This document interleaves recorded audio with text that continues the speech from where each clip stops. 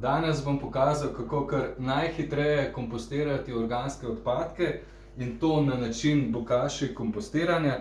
Ključ za bokashi kompostiranje pa je bokashi posip, kateri vsebuje otrobe, melaso, koristne, efektivne mikroorganizme in to je pravzaprav tisto, kar rabimo. Seveda, vsak dan nastaja veliko odpadkov, te dodajamo kar v koš za fermentiranje. Vse skupaj je treba potlačiti, da vmes ni zraka, na ta način fermentacija najboljše poteka.